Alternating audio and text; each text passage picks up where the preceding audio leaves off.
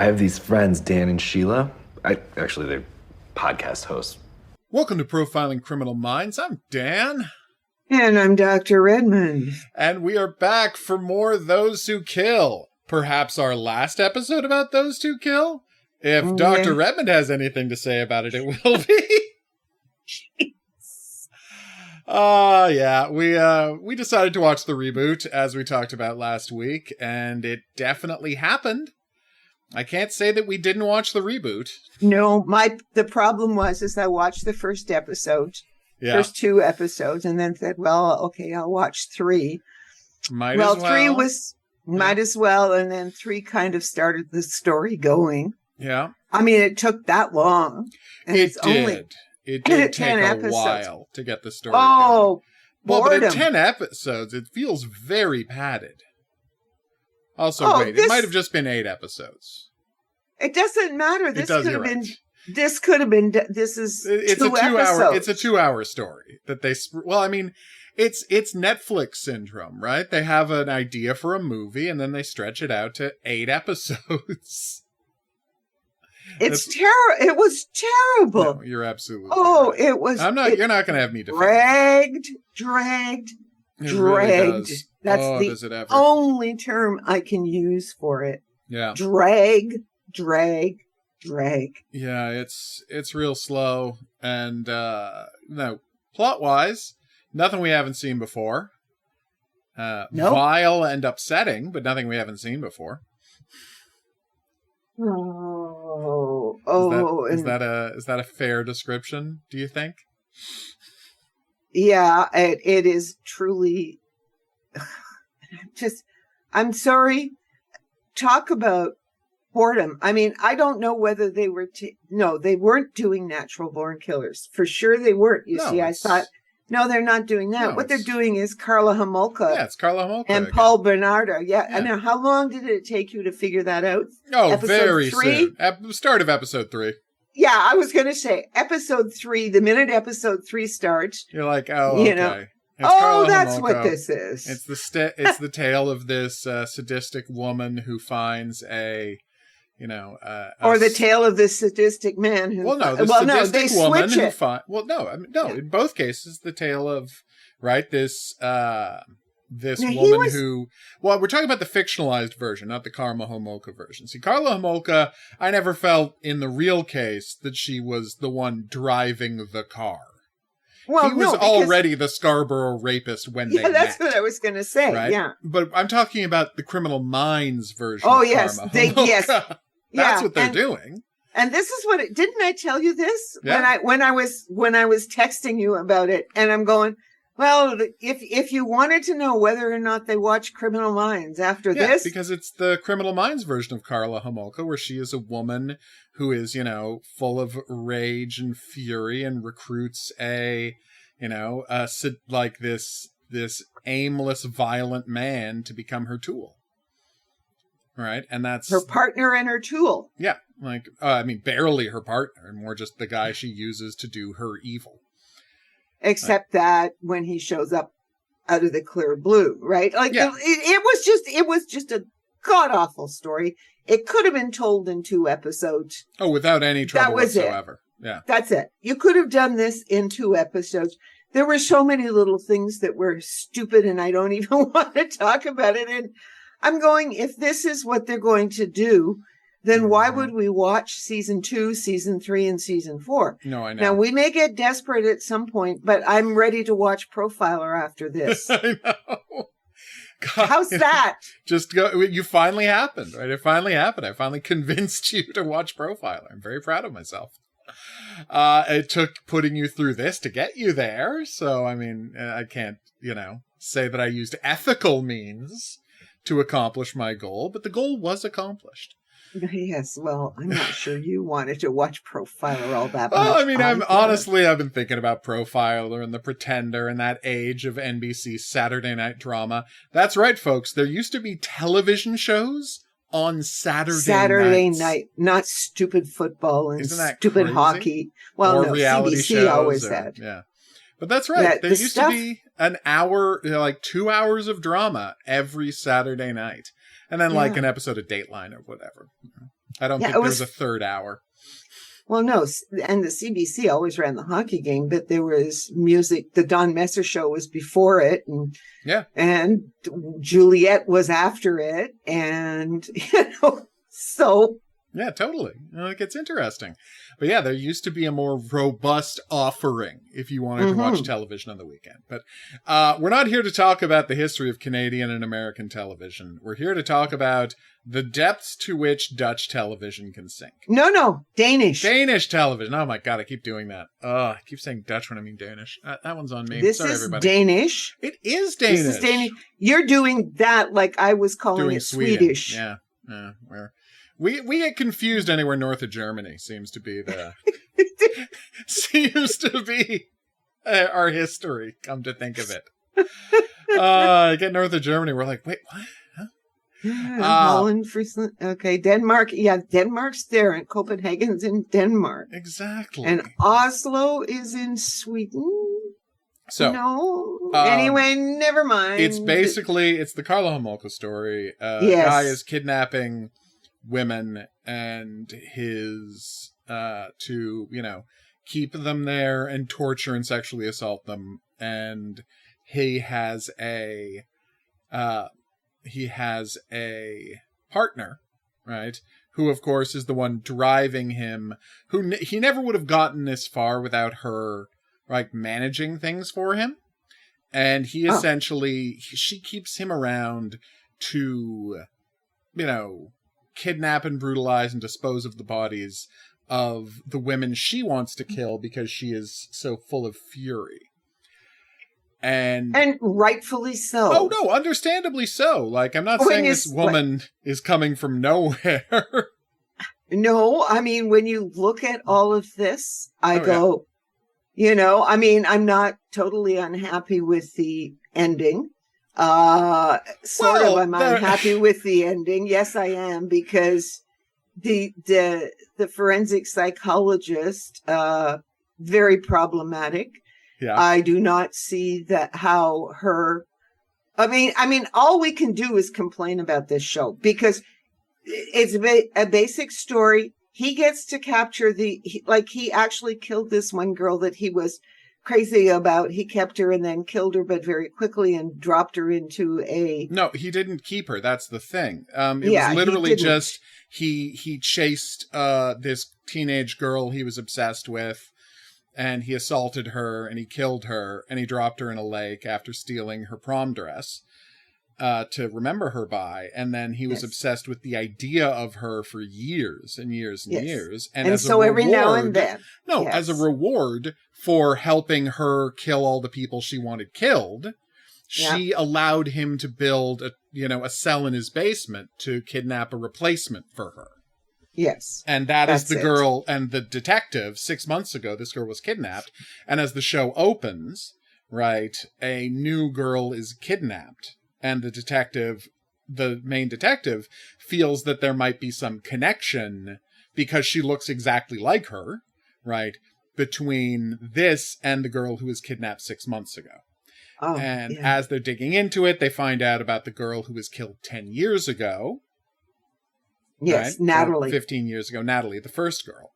And that's the girl he murdered. Or Natasha or something. Whatever her name is. Yes. Yeah. It's not important what the original girl's name was. Well, no, because this thing was so... Oh, it took so much time, and it dragged. It is such a slog. Yeah, it really is. And the problem is that you have to sit there in front of the screen because you have to read the subtitles because neither one of us speak Danish. I know. Oh, the tragedy. No, it's very frustrating. Every now and then I have a sentence that I understand because the words are the same as they are in Dutch. But not a lot of sentences, maybe 5 sentences in the entire 10 episodes. No, or 8 episodes, and for me, I don't know any was. Dutch. I don't know any Dutch or Danish. I only know German, and there's not a lot of crossover. No, it's interesting. There's more crossover with German and Dutch than there is with Dutch and Danish, German and Danish. That is something I've noticed in the past. Mm-hmm. Not a lot of crossover, but enough that I pick up things here and there. It's interesting because I'm watching it. I'm like, okay, so I got to pay rapt attention. And wow, is there rarely a show that less rewards you for paying rapt attention than this? Oh, and then every now and then there was one place, and I didn't even note it down because I was by then so fed up. And I'm going, okay, this might be a cultural thing in terms of the translation. But anyway, and that's about the only time that my brain perked up, I guess. And then I just went back to sleep again. So here's my question to you. All right. Okay. Are these like the most incompetent cops we've seen like in television for ages and ages and ages? Yeah. Like, yeah. I mean, this are there more incompetent cops than this? Because, okay, I'm watching, right? And by the way, their psychologist, also incompetent. Oh. So, she's useless. Terrible at her job. So, here is what happens. And I can't stress this enough, right? Well, maybe. So, what happens is, and they find out, there was this woman who was killed in Sweden, right? And this is like episode 4 or so. They find out there was this woman who was killed in Sweden, and her body was left raped and murdered, and her body was left... and her ring finger was I'm getting to that, don't worry. Oh, okay. Right? Put on display. Right. And just the body just left out in a field, so it was easy to find, right? In a place where cars frequently drove by. And so... But the key part is, the hands were bound with the exact same knot as the woman who was found, the teenage girl who was found in the lake. And by the way, that's a good knot if they found it after, like if the knot was still intact after all these years. And not only that, but how the hell he got to that is beyond me. There's this scene, like, where they figure out, so this girl was kidnapped, because they think this girl was kidnapped 10 years earlier. And he's looking at the map, and it's like, no, she must have been thrown into a lake. I'm like, how? How could you possibly guess that? How could you possibly guess that he attacked her and killed her and threw her in a lake? Like, what is the leap you are making here? It is based on nothing. How did you... He's driving around the route she took, and like the route she would have taken from her from her prom to get home. And he's like, you must have followed her from her prom and assaulted her on the way and dropped her in this lake. I'm like, why? Why would you think that? Well, because he's driving around, and then all of a sudden he stops and gets out and he walks out, and then he looks at the lake and goes, of course. Oh, of course. That must be it. And I'm just like, it's so frustrating. Well, because, I mean, first of all, it was going to be closed down, so he was looking at other things. And then they finally get around to what you're starting to talk about. All right, so. Finding out if there were others since of course. her. Exactly. And so this is the point I'm getting to, right? All right, so they have this, don't spoil it. So this woman, and so the psychologist is like, there's no way it's the same killer. After all, this killer, kidnaps women who are in their teens or early 20s who have blonde hair. He doesn't just leave them so. It's a woman who's like 10 years older than the suspect, different hair color, and left here and that left here in display. And my question is, you don't know who he kills or what he does. Your only piece of information is that he has murdered 3 women who kind of looks alike over a 10-year period. Like, no serial killer only kills people who look an exact way. Did Ted Bundy kill a bunch of women who looked, and he was motivated for a fact, to kill them because they physically resembled the woman who broke off their engagement, and he was furious at her. Yes, he did that. Do you know what he also did? Just killed a bunch of other women. Yeah. Because he enjoyed killing women. Like, no serial killer is, people kill the gender they are attracted to, and they stay with stay within their own race generally, because, spoiler alert, serial killing is weirdly like a sexual preference. Your sexual preferences are the people you're going to serial kill, as a general rule. It like, serial killer is a sexual orientation, as strange as that is to say, but psychologically, that's an accurate statement. It sounds disturbing and unpleasant, but it's also true. All right, so I'm watching and I'm like, how can you immediately dismiss it? And then when you find out, oh my God, how they're terrible, the cops in Sweden are terrible, so this woman's ring finger is cut off. But we don't find that out. I know, we find out that the ring finger was cut off relatively quickly. What we don't find out until later is that she had gotten engaged 1 month before she was killed. Yeah. And it's like, so she just got engaged 1 month before she was killed, so she just started wearing this engagement ring. Do you think that might tie into the motive of cutting her finger off? Yeah, and do you think maybe you should go talk to her fiance? Because spoiler alert, that would have solved the case. That would have solved the case 6 years ago when this happened. Yeah. Oh, by the way, I just left there was this woman who I was dating, and I left her, and I got engaged to this other woman, and a month later, this other woman was brutally murdered, and her ring finger was cut off, the thing signifying our engagement. Maybe look into that? Well, the thing. Well, maybe the Swedish cops are incompetent, but, I can't blame the Danish cops for not going to see him 6 years before, because they had no idea. Well, no, but now they could. They don't even come up with it. No. They don't even come up with, they don't look at it. The forensic psychologist doesn't look at it and say, well, yeah, the ring. No, they're two different ones, so it's irrelevant. Excuse me? Based on what, are you determining? And it's entirely her profile that a killer would never kill a woman who looked different than an unbelievably specific type. And I'm like, no one who knows anything about serial killers would say that about serial killers. Okay, and then when you find out why she left England, because England seems to be the place that Danish people go to when they're in trouble. I don't know. But she was supposedly this brilliant, the best forensic psychologist. The best of the best is what the captain was saying. And he's going to try and talk her into at least working on this case. Yeah. And she had come back from England a year before or 6 months before. But when you find out the story, about how why she was so disturbed. Yeah. And why she didn't... She cleared a guy to go home and he killed his family. Yeah, but that wasn't... Okay, so yeah, that can happen. Mm-hmm. But the point is she said, but he came from this normal blah, blah, blah family.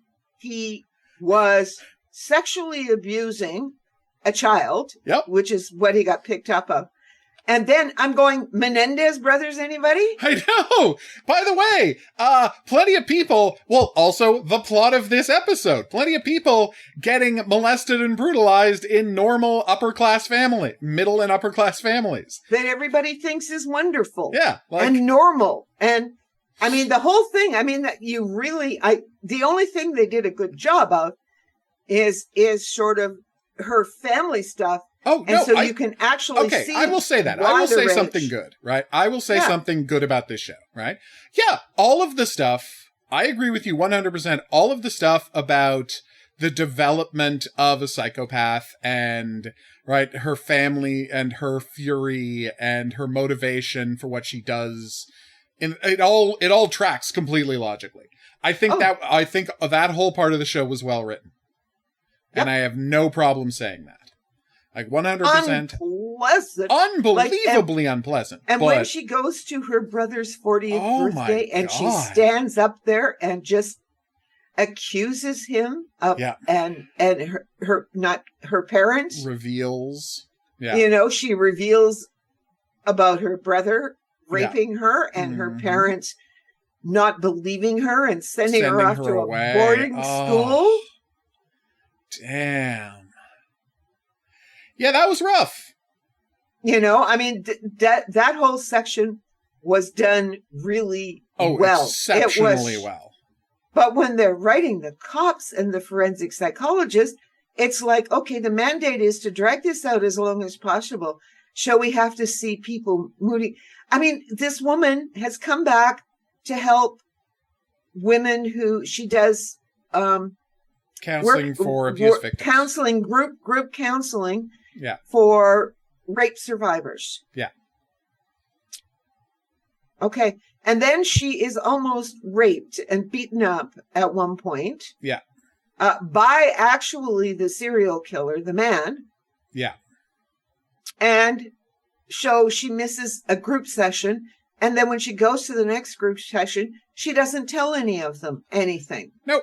And they could all looking at her knowing something has happened. Yeah. Her demeanor is completely changed. She is, in a really bad state. And she's been beaten up in her, and like her face. They bruised. Can see it. Oh, yeah. And, I mean, it's she didn't say I fell down the stairs, but it's almost that bad. Mm-hmm. And I'm going, no, that's not what you do when you have got a group, because they're going to make all sorts of wrong conclusions. Yep. And I'm going, okay, so we're back to incompetent psychologists again. She's terrible at this. To the point that it's kind of weird how bad she is at her job. Oh, every time she keeps making mistakes. Yep. It's so strange. Oh, well, I shouldn't have.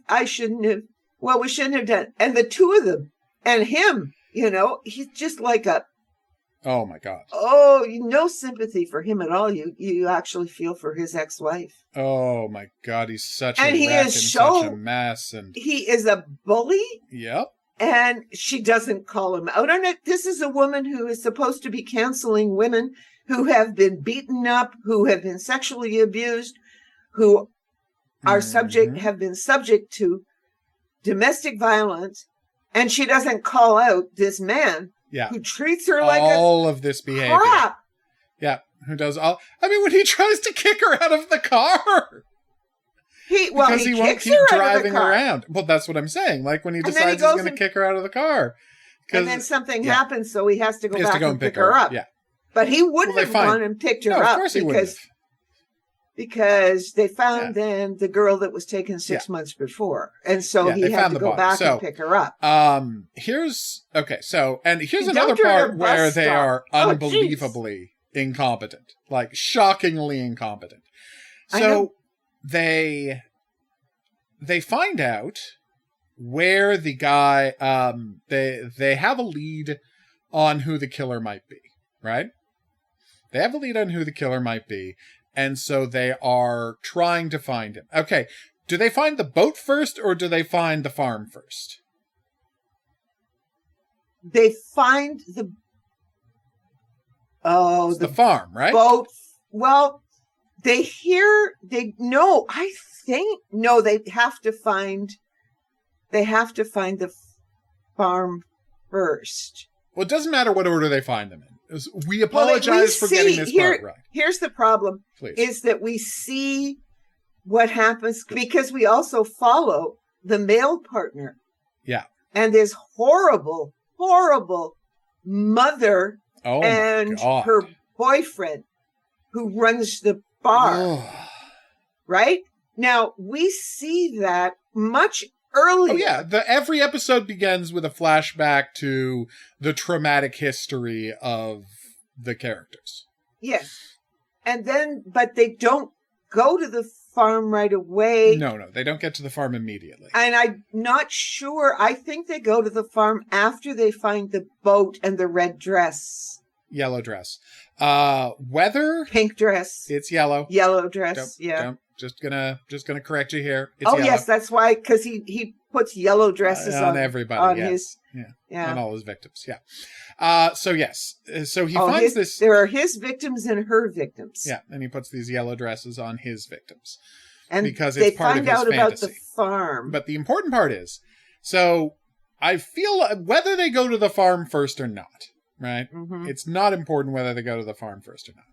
But he has, he thinks he's taken this girl, he thinks she's dead to dispose of her. She's actually unconscious and only gets her head caved in later. But he thinks she's dead and he's taking her to dispose of at the farm where he briefly stayed when he was a kid, right? Because what had happened was that they had done a school visit to this farm and, it was so much better, right?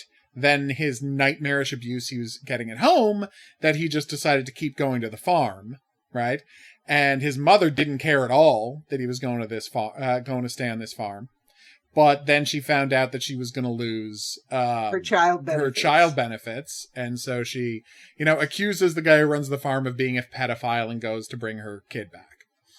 And the guy, to the real pedophile. Yeah, to the actual pedophile, her boyfriend, who was molesting the kid. I know, he had a nightmarish upbringing. No one's saying he didn't have a nightmarish upbringing. But made him ripe for her. Oh, yeah, he was ready. He was absolutely ready for this woman to come and control him.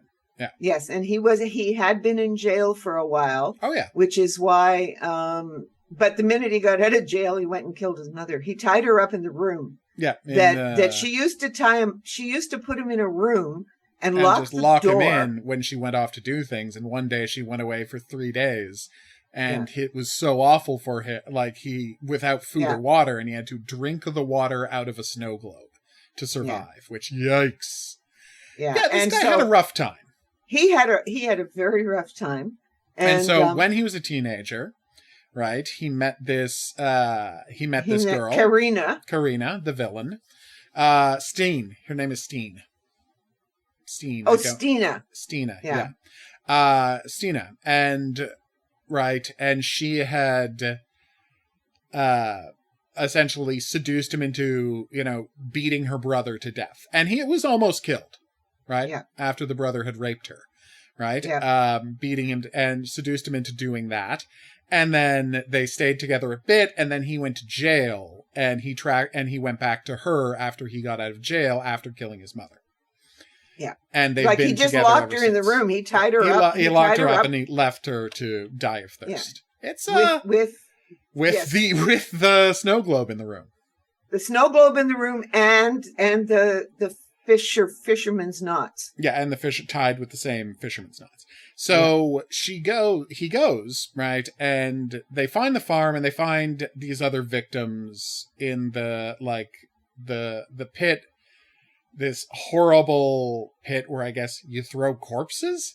I don't run a farm. Oh, no, yeah. Well, I think it was a pit where you throw the dead animals. Died you throw the dead animals in the pit, and or after you've slaughtered them, you put the bones and everything else in there. Right? Yeah. Yeah.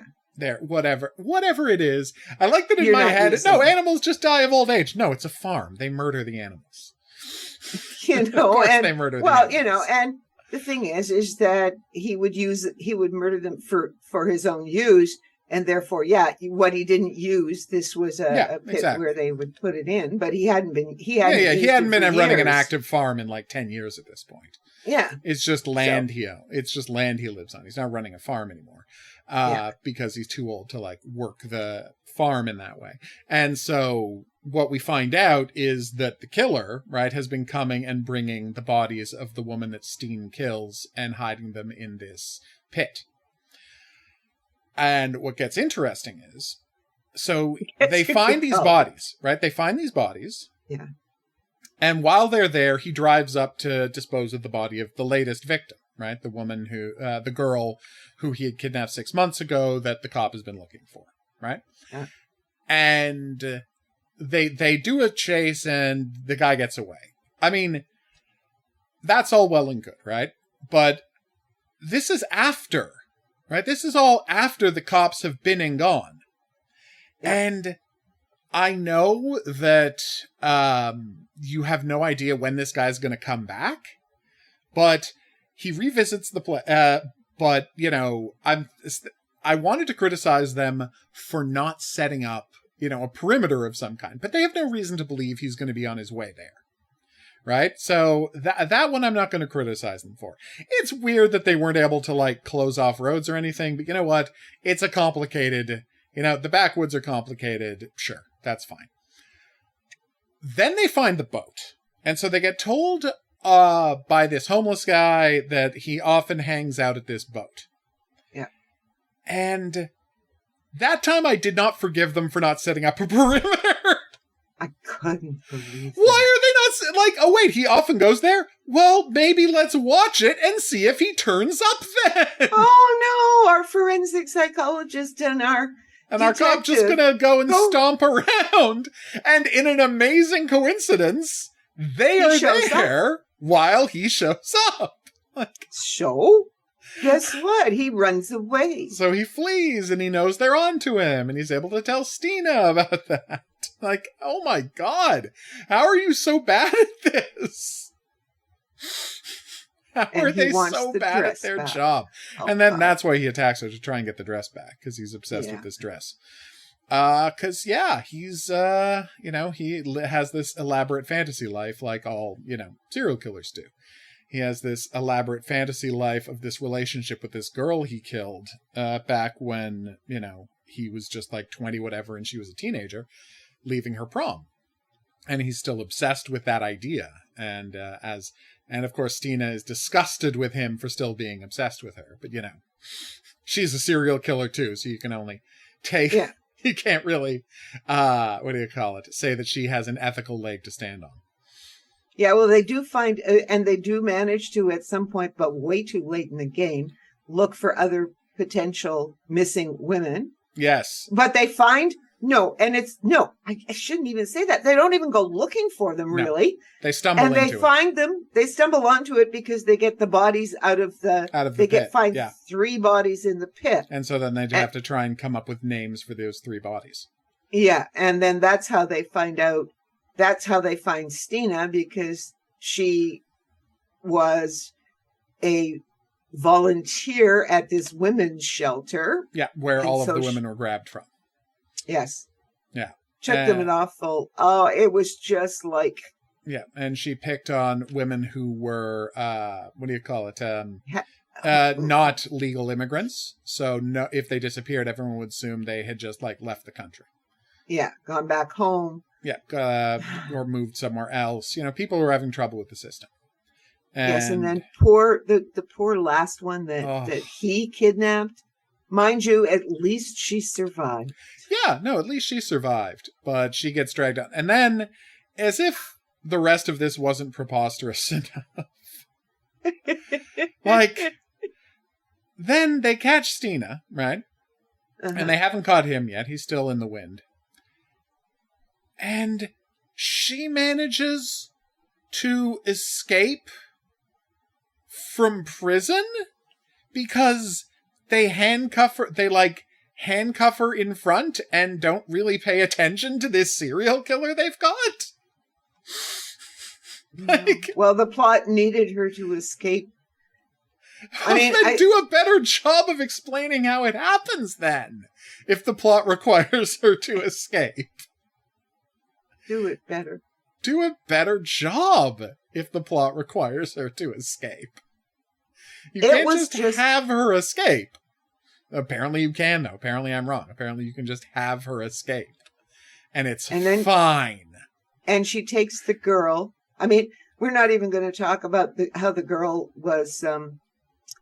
the last girl tried to talk Karina into letting her go. That scene was horrendous. Oh, yeah, because they do a whole fake letting her go, and that's where you find out that she's the Karla Homolka from Criminal Minds in this situation. Yeah. That really she's the one driving the murderous and madness. Yes, so off she goes back into the thing. But then at the end, because now Karina knows everything's going well, so she wants her end game and she wants her family to suffer. Yeah, which, you know what? More power to her. Mm-hmm. Very much in favor of that. I'm going, and you didn't think, given that you now know, but first of all, let me complain. Please. It took them way too long to figure out that it was a female partner. Oh, yeah. I mean, no, it has to be a male partner. It has to be a male partner. It has to be a male partner. Why? It has to be a male partner. So much of the show assuming that this karate instructor must be the Like, we haven't even The talked karate about instructor. the poor karate instructor. Yeah, whose life they destroyed. Whose life they destroy. And then gets beaten up by the brother of the girl who gets killed. And then we just never see him again. Like, okay. You know, you just destroyed his life.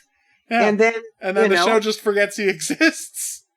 And then, it's, and they go to his partner in jail when he was in jail, his cellmate. Yeah. So obviously it wasn't it wasn't the jail that we went to in the original. Oh God, no. This is a much nicer, he was in a much nicer jail than that. Yeah.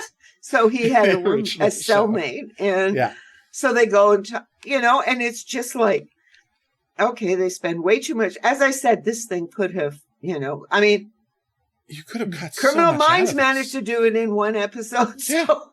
Without any trouble at all. Anyway, and here's another thing, just as before we go further with the story. Yeah. Because Stina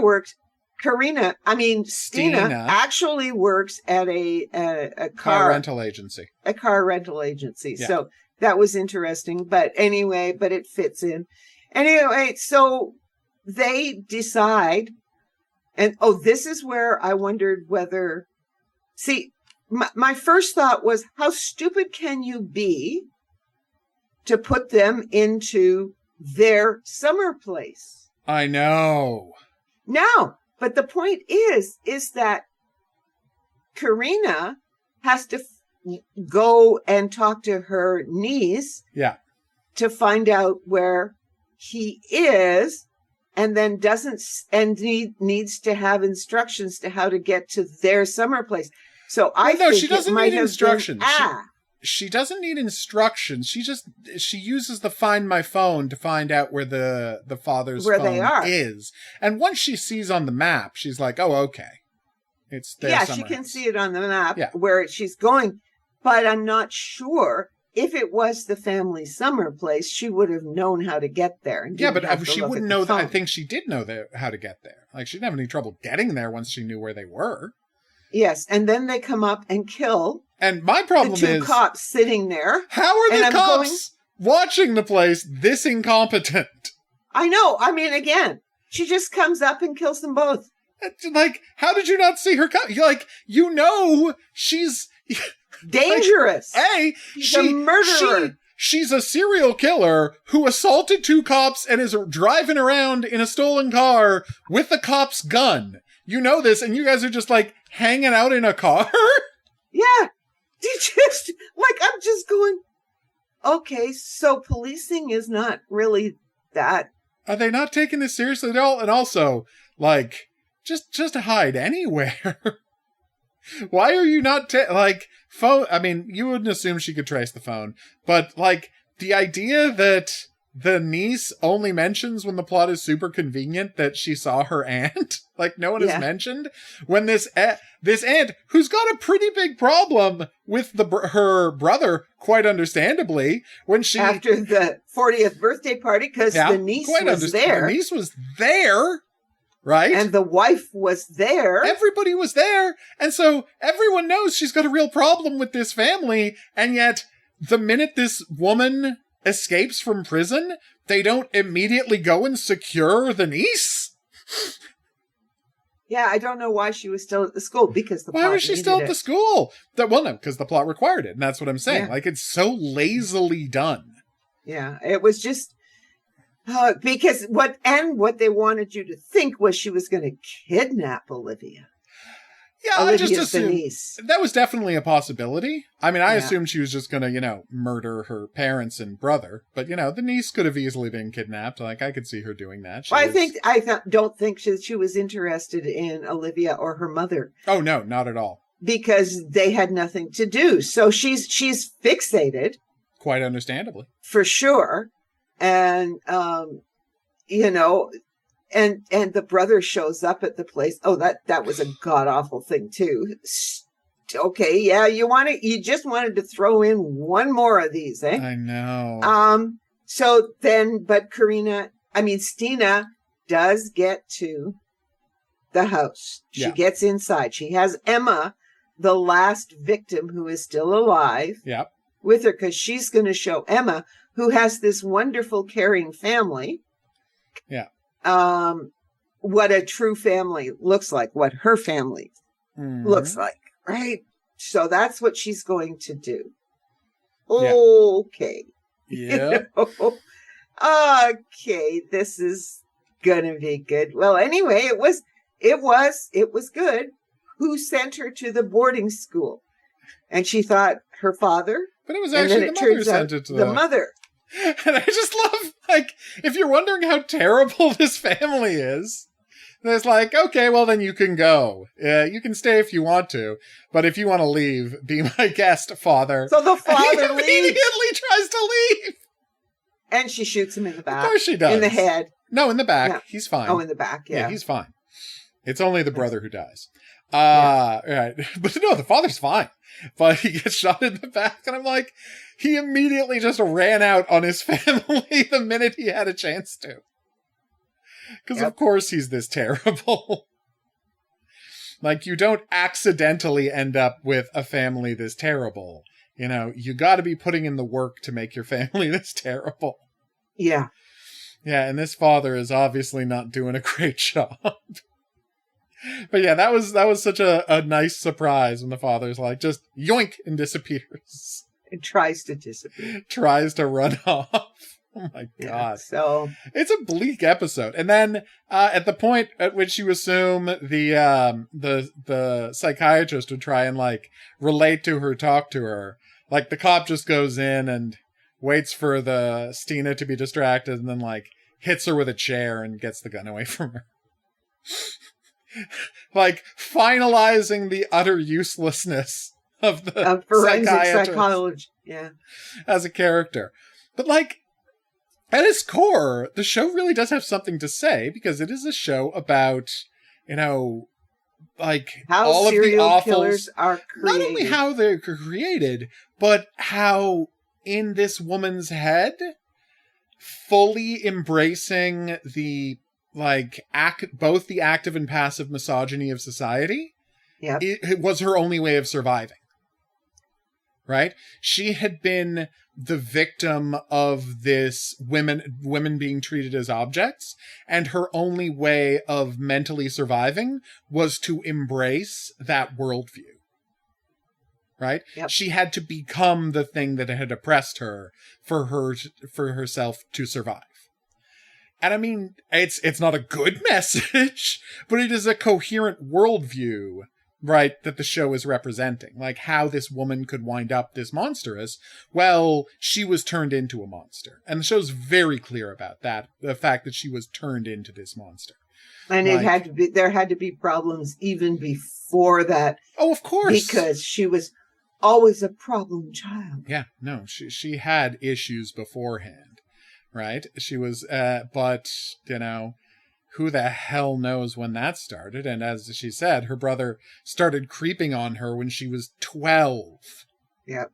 So, yeah, of course, she doesn't want to go home and be around that. Right? Mm-hmm. So she goes out and she gets in trouble hanging out with questionable people. And then that reinforces her parents' idea that she is an out of control girl and she needs to be she needs to be under harsher control, which makes her want to get away more. Like it all, her not being respected, being forced to be around her abuser just leads to a spiraling of behavior, which ends up making her parents treat her worse. And it all just comes to this horrible head. Like, it's very accurately depicted. That's the thing. Like, it just feels authentic. The awfulness with which the show is depicting these situations. Both of them. Yeah. I mean, like it feels real.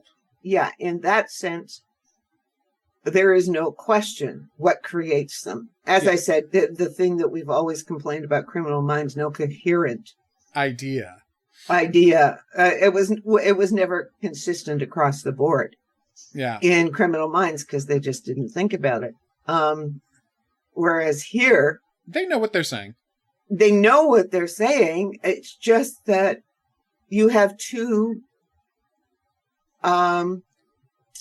not very compelling to us. We will say this because remember, it has got its 4th season. It's so it insane that there's 3 more seasons of this. Every other version of the detective and psychologist we've seen have been more interesting to watch than these two. These two are the most boring cop and boring forensic psychologist I have ever seen. It's crazy. You know? They're so they dull. might as well all be turning circles, drawing circles on maps, you know? Basically, yeah. Like, except that because tedious. Their personalities lend itself to such boring things. It is just, and it's like nobody bothered to do any research about how these groups should be working. Mm-hmm. Is she making a living? I mean, I thought it was just, and his problems with the bathroom or something, and then finally, and his wife, and she's found somebody else. Yep, she's dating somebody else. Yeah, and she wants to buy him out. And because they're going to move in together, and when the two of them are together, they can afford the house and they'll buy him out. Yeah. Of the house, and this screaming, and this is his house, and there's this, that, and the other thing.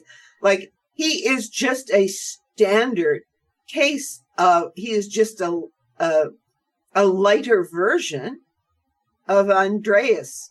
Oh yeah. The serial killer. I know. And I question whether the show really recognizes that, because they don't do anything with that duality.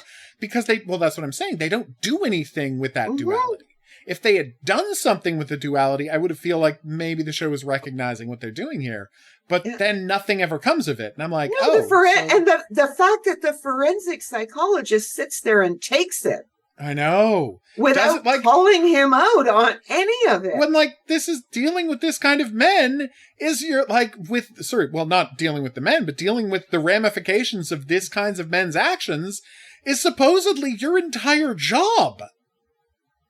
And you expected him to be called out on it, and him to finally realize his toxic behavior. Yeah. And it never happens. No, he just finally signs the paper to sell the house and the divorce papers. Because he's gotten over it, because, he's dealt with the fact that he failed to save this girl, but at least they saved the other girl. And that's great. Oh, well, I love your glad you feel self-actualized by this, but I don't. I have so completely checked out of your emotional journey at this point. Well, no, and it was horrendous. Like, we're supposed to feel sorry for him. Yeah. Right? When we find out that Julie was alive. Yeah. Up until he got away in the chase in the forest. In the forest. Yeah. She was still alive in the trunk. And so he has this, it's just horrible for him. And so he's going to go off and he's going to quit the force and blah, blah, blah. And who cares? Yeah. Go. Please. Let somebody more competent take care of this. That would be fantastic. If we could put somebody else in charge. Else. No, he got 3 more days to solve it. I know. Ugh.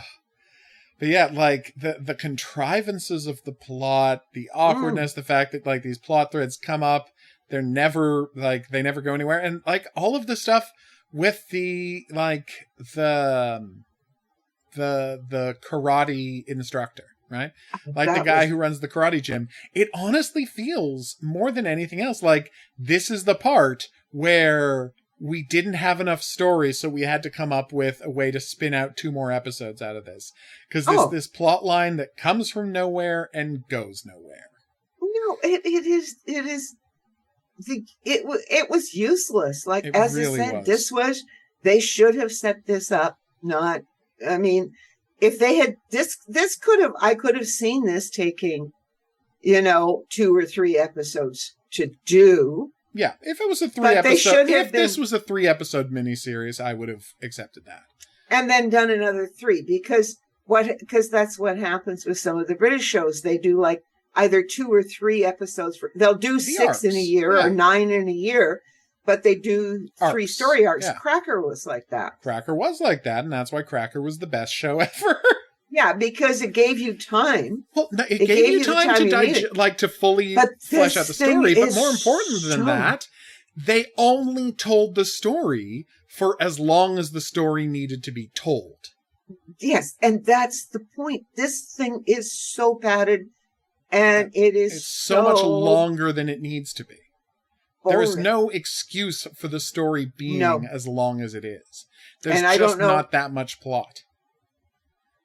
So but we obviously, get scene after scene of this girl in the basement being abused over and over and over again. It's like, I get it.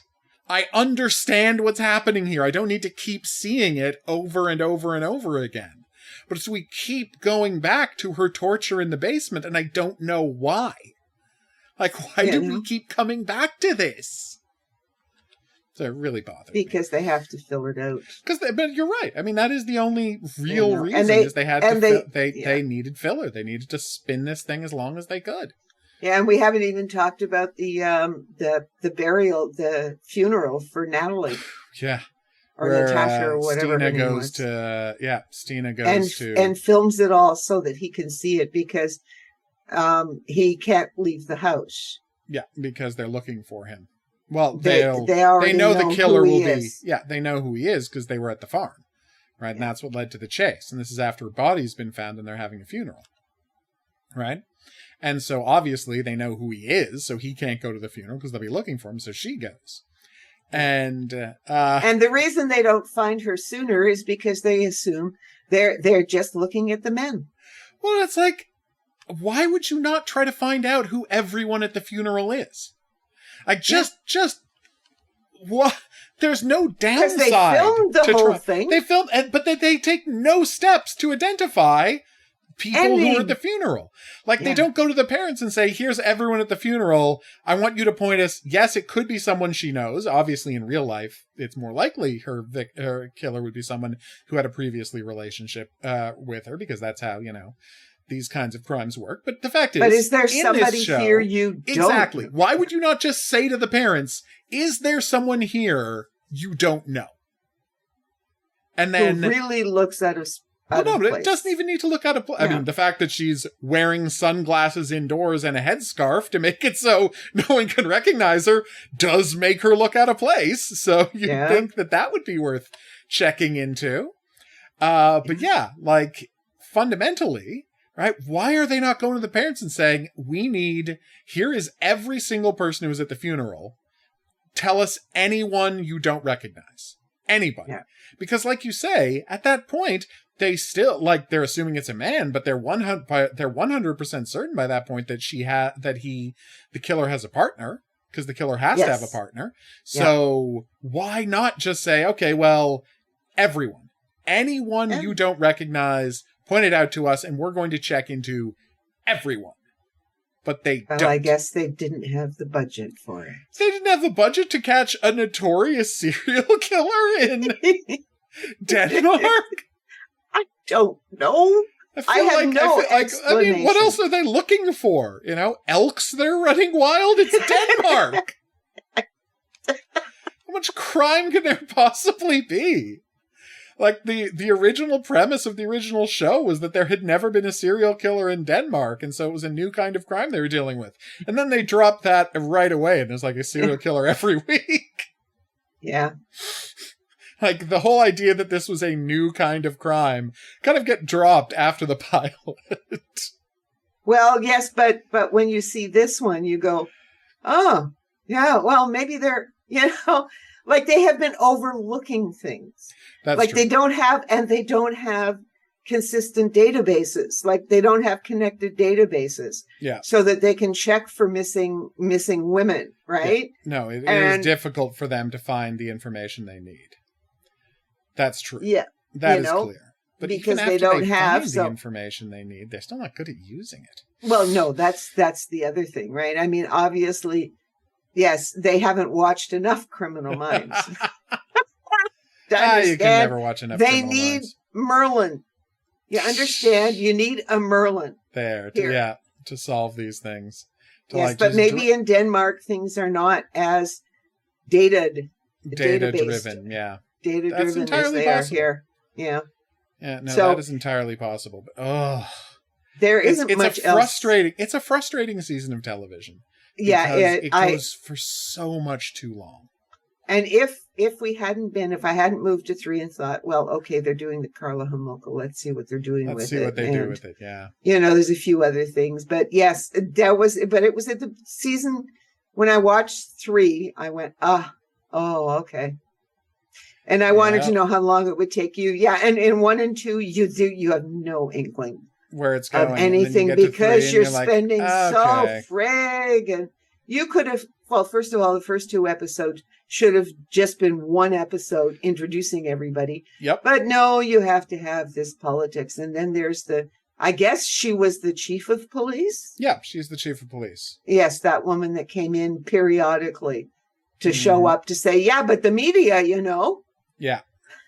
I mean, that was basically her job. Yeah, the media, Well, I think we should bring somebody else in. Well, no, give him a couple of more days. And I'm going, why? He's incompetent. Yep, he really is. And why anyway, I mean, after, everybody's assuming that Julie was dead. Mm-hmm. And then we spend the time with the family. It's just like nothing. It's just like everything is dumped. Yeah. There's no connective tissue between it. And, You were right to be frustrated. And You're yet, right to sputter as you try to decide how to react to this. yes. And so therefore, I did say, well, you should probably watch it to the end. And I did. I didn't jump out on it.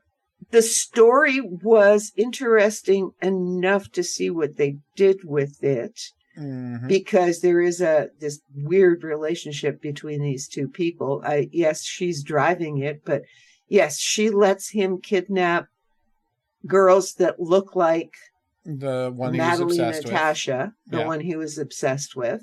Mm-hmm. However, she kills whenever them. She it's has weird. Like, we don't know what her trigger is. Like, we never find out what the individualized trigger is for her to make her decide, okay, well, now I've got to kill somebody. Right now I've got to get another victim. But obviously there's some, because she kills every now and then. She killed definitely 3. Yeah, we know 3 one was at least.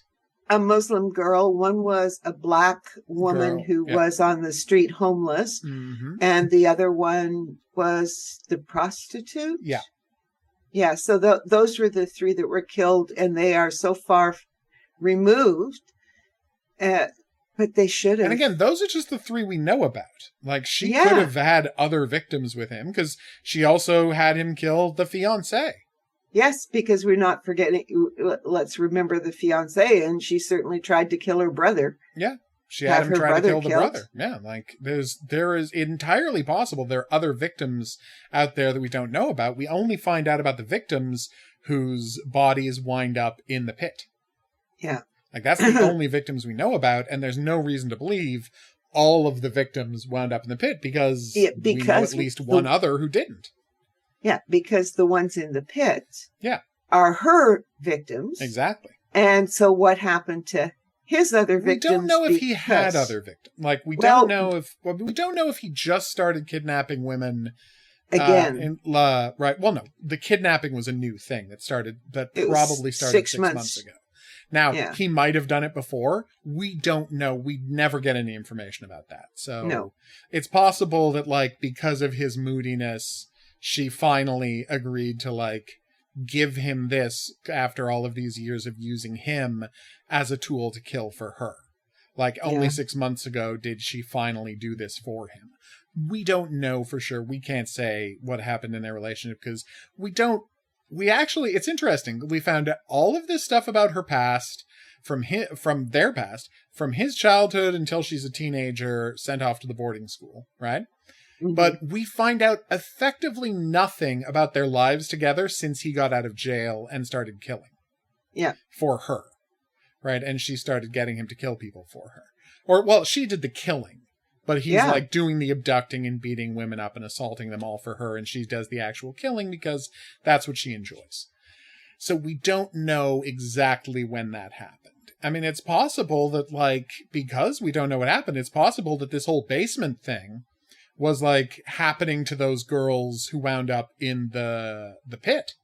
As well. Like, he might have been doing this whole basement torture to them, and the whole thing was hers. Like, it's possible that the basement wasn't just the past 6 months, but it had just been previously used only for her victims. Like, we don't know.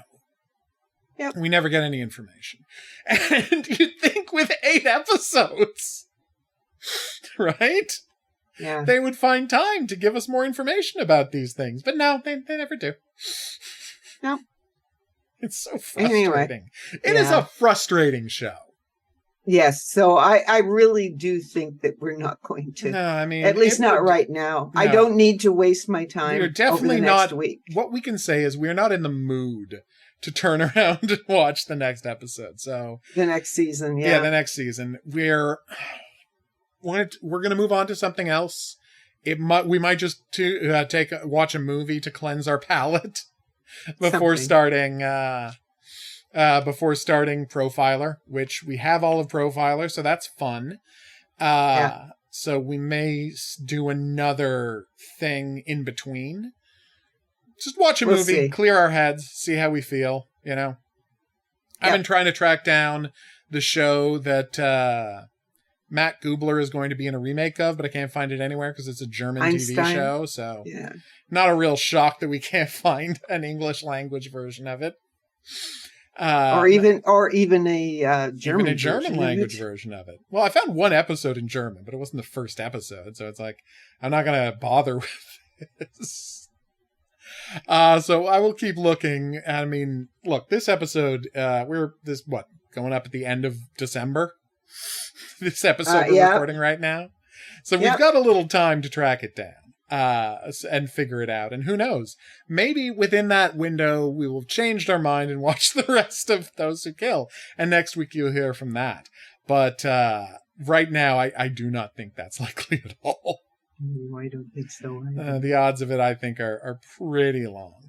So, what we will say is, we're going to thank you for listening. If you have any questions, if you have any comments, if you want to advocate for why we should actually go back and watch more Those Who Kill, you know what? It's not like I'm not willing to hear an argument. I probably won't do it, but I'm willing to hear someone try and convince me. You know, I'm curious to see what that argument might be, you know? Drop us a line at profilingcriminalminds@gmail.com. We would love to hear from you. Sorry, it's such an annoying season of television. It was. It really was. No question. All right. So join us back here for that. We're going to see you, if you're listening on an app or podcatcher, please rate, review, and subscribe. That's how people find out about the show. We're going to see you back here next time for more Profiling Criminal Minds, whatever it is we're watching. But until then, I'll say that's right. Au revoir. And have a good week.